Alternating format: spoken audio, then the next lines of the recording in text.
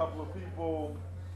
I used some anonymous people to judge the costumes that were at the party on Friday. And so, Cece, come on up. And Avery was the other person. I'll make sure that these students this week get their tickets to the Regal. Cece came dressed up as like a leopard type person. I got pictures of these things. Catwoman, leopard woman, what was it? Catwoman. All right, and Avery was overgrown ninja, which, you know, Avery always brings a lot of energy to things. So to all those people who showed up, I really had a good time with y'all. I used to date Catwoman. Back in the days? Yeah. All right. The other thing is there was something else I was going to say. I'm sorry. Oh yeah, I knew Anna Kate's birthday, so come on. We'll get to that. Any other birthdays over the weekend? Come on, so we do it quick. This is the other thing I wanted to say.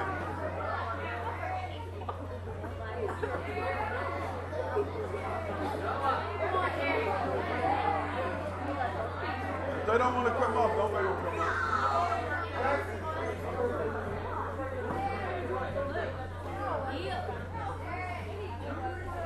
Where were you?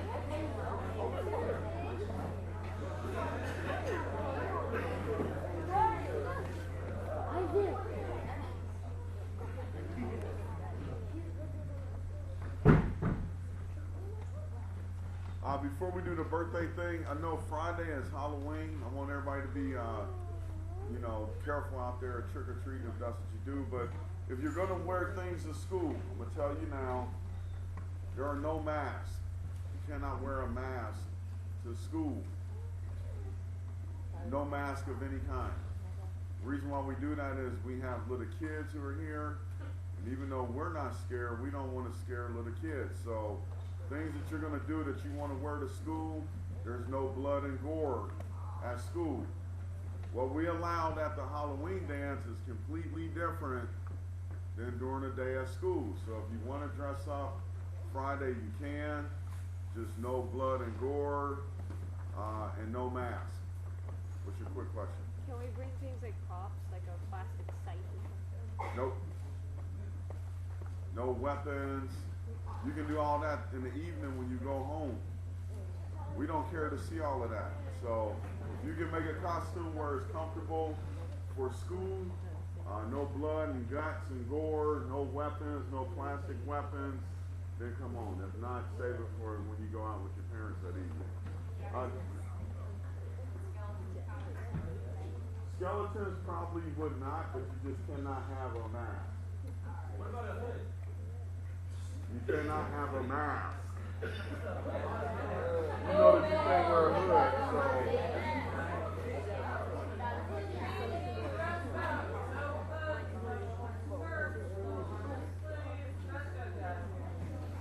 Alright, so I'm going to move on. I'm going to sing happy birthday on the count of 3 to these two young ladies. Y'all ready? On the count of 3, let's go. 1, 2, 3. Happy birthday.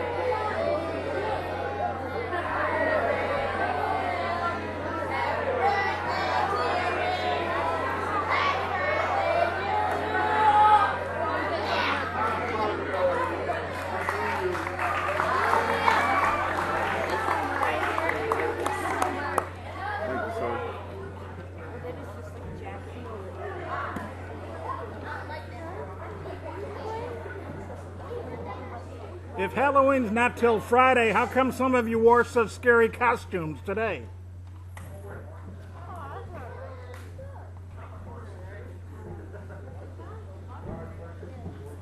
As many of you know, Superman is a good friend of mine, and I've had to move in the last couple of months, and in the moving, some of the women that work with me insisted we have a housewarming. I guess that's something you women do. So I said, okay, a housewarming is fine, and it was a very nice one, but I invited Superman to come, and he didn't come. So I was very upset. Well, it so happens this weekend, Superman happened to drop in my window. And we had a talk. I said, "You were invited to the housewarming. How come you didn't come?" He said, "I was very busy saving the city," or something like that. So I said, well, he looked at me and his all-knowing eyes and said, "Something else bothers you." I said, "Yes, sir. I want to talk to you about Jimmy Olsen. It just so happens that you gave Jimmy Olsen a special watch where he could call you anytime he needed you, and you would show up. And you never offered me that watch." And so Superman said, "Give me a second." Next thing, he was out the window. In about 30 seconds, he came back, and he handed me this watch. I want to show it to you. In case we ever need Superman at any given time, all we do is call him.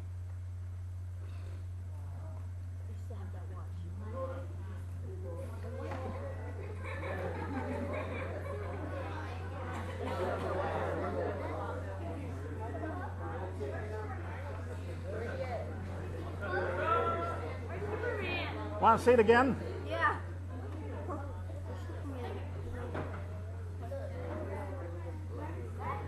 I hear him coming now.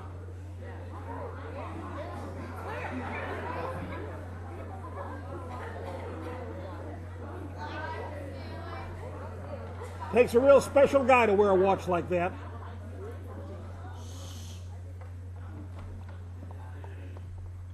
June 17th, 2008.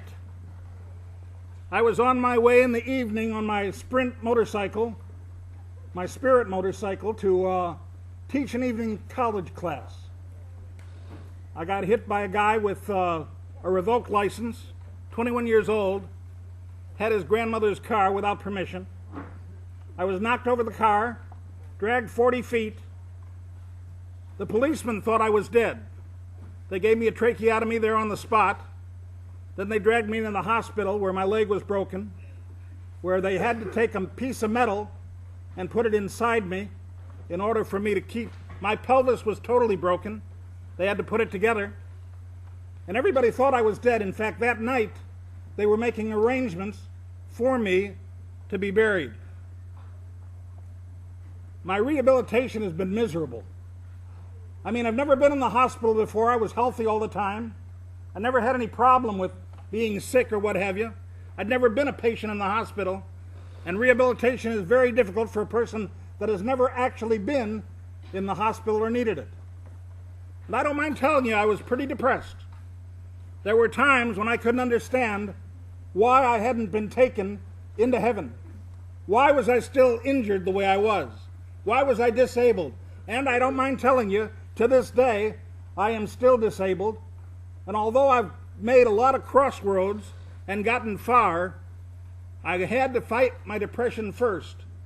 And my discussion with myself was, why didn't you take me? Why didn't you just let me go? Why don't you let me come to heaven and find somebody else that can do it? And then one day, looking for strength, looking for some answers, I picked this up. And this is what I read. Who shall separate me from the love of Christ? Shall tribulation or distress or persecution or famine or nakedness or peril or the sword? As it is written, for thy sake we are killed all the day long. We are accounted as sheep to the slaughter. No. In all these things we are more than conquerors through him that loved us.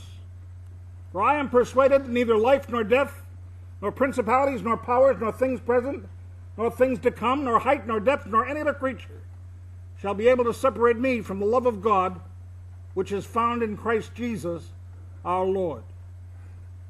The morning that I read those words, I came to realize in my heart that nothing,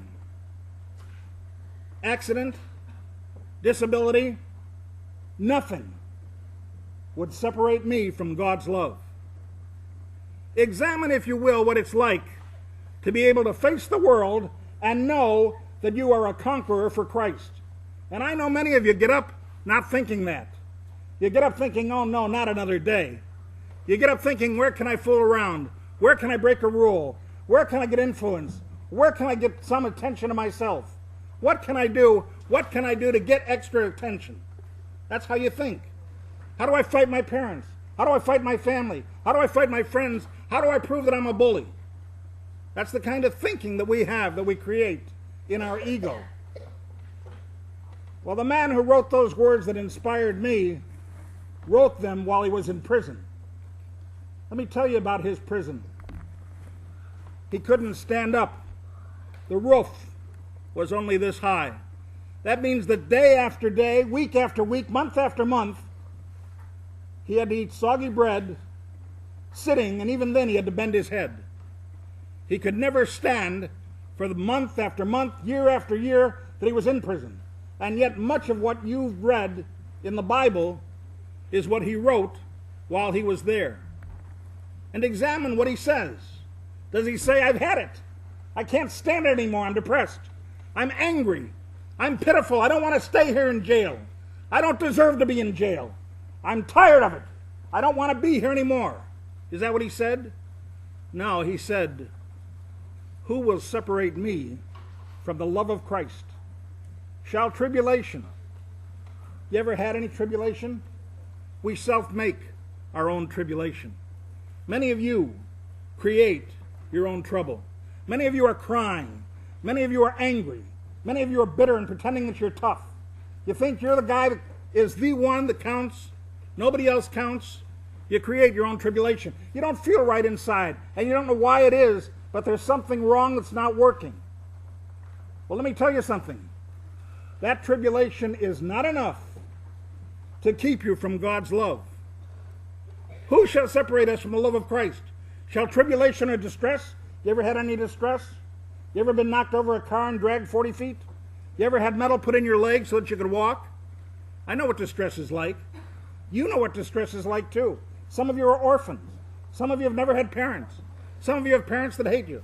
Some of you have people, that brothers and sisters that don't like you. Some of you can't find a place or a purpose. You're lonely. You're hurt. You don't know what to do. You're full of distress.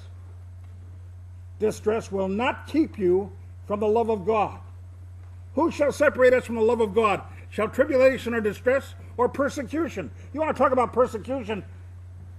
Poor Paul hadn't done anything wrong. All he did was preach the gospel.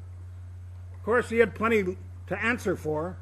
At one time, he was against the Christians. At one time, he used to lead mobs into the town where he would kill the Christians by the right of the Jewish people. And let me tell you what Paul did.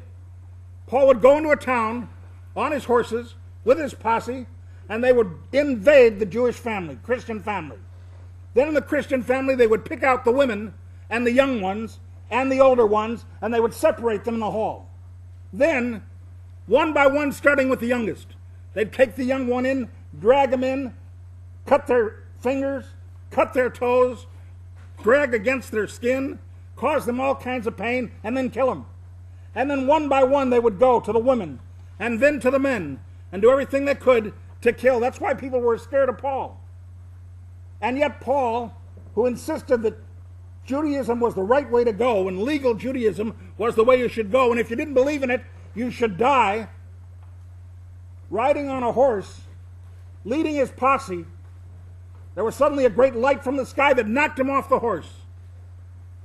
And the voice that said, Saul, why are you persecuting me? And Saul, with the light so bright that he couldn't see, said, who is talking, Lord? And the voice said, I am Jesus, the one you are persecuting. And Saul, not knowing what to do, blindly went back into the town, stayed for 3 days until finally a prophet came and explained Jesus to Saul, and he accepted Christ, and then became one of the greatest Christian preachers of all time. Shall tribulation or distress or persecution? Every day that Paul was in jail, he couldn't understand it. Why am I here? What did you put me in jail for? And yet, because he was in jail, he had time to write the Bible that you and I still talk about. Who shall separate me from the love of Christ? Shall tribulation or distress or persecution or famine? Not eating. How many of you went hungry last night? How many of you are so hungry regularly in the month?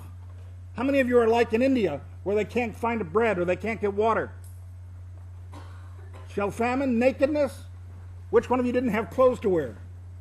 Which one of you couldn't find a way to go to the store and go to Walmart and drop in and see what you wanted to pay for? Famine, nakedness, peril. No matter what kind of problem you face, according to Paul, there is nothing that would separate you from the love of God. Famine, peril, nakedness, or the sword. Sword right now could cut your head off. And by the way, that's exactly what happened to Paul. They beheaded him. He died being beheaded because he preached the gospel. But Paul made it very clear when he was stuck in that prison. Who shall separate me from the love of God? Shall tribulation or distress or persecution or famine or nakedness or peril or the sword? As it is written, for thy sake we are killed all the day long. We are accounted as sheep to the slaughter. We are accounted that way because we are preaching your gospel. It doesn't matter. In all these things, we are more than conquerors through him that loved us. I don't know what you're going to face. I don't know what you're going to face today. You're going to face challenges. Some of you are already defeated. You know why some of you don't face any challenges anymore? Because the devil thinks he's got you in his hand. He thinks he's already got you. He doesn't care whether you want anything or not. You need to change that. You need to give God the chance to love you. You need to understand that Christ is waiting to make you powerful. Looking at my disabilities, I read, we are more than conquerors through him that loved us. For I am persuaded that neither life, nor death, nor principalities, nor powers, nor things present, nor things to come, nor height, nor depth, nor any other creature. What's the height and depth? Because the jail was not big enough for him to stand up. What's life and death? Whatever faces you on the street, the car that's coming towards you, the fellow that doesn't pay attention, the fellow in that high school that pulls the gun. Life and death that you're facing all the time, that you're always in trouble with. And if you think you're not, you're making a terrible, neglectful mistake. You're in a world that's in a lot of trouble. No power, no principality. Now, there's a lot of principalities out there. According to the Bible, there are angels that worship God every day, and someday you're going to see them. The throne of God is